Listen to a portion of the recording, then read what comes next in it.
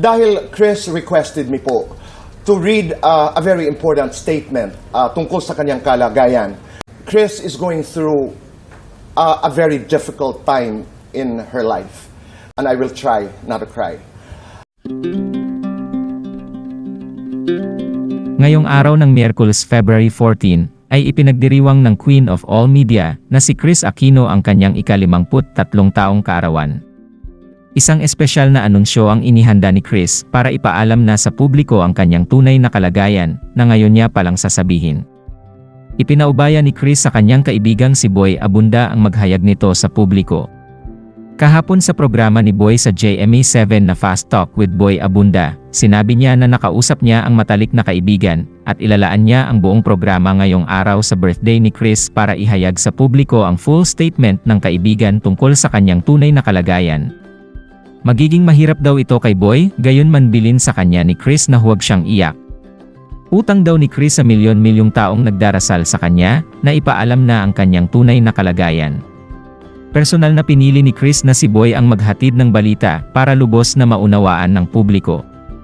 Mahirap at mabigat daw ang pinagdadaanan ngayon ni Kris, gayon man, susubukan daw ni Boy na huwag umiyak gaya ng ipinangako na niya sa kaibigan. Iba't ibang opinyon naman ang naging komento ng mga netizens. May nagsabi na baka may taning na ang buhay ng Queen of All Media at bilang na lamang ang oras nito sa mundo. At baka daw hanggang ngayon ay wala pa ring natatagpo ang lunas sa mga karamdaman ng Queen of All Media. Naitay Kapuso, a couple of days ago ay nakausap ko po ang aking kapatid na si Kris Aquino. Tomorrow she's celebrating her birthday. And we're going live again. Live po tayo ngayong araw and we're going live tomorrow.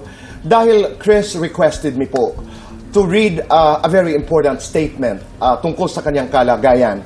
Sabi nga niya, utang ko sa milyon-milyong tao na nagdadasal para sa akin.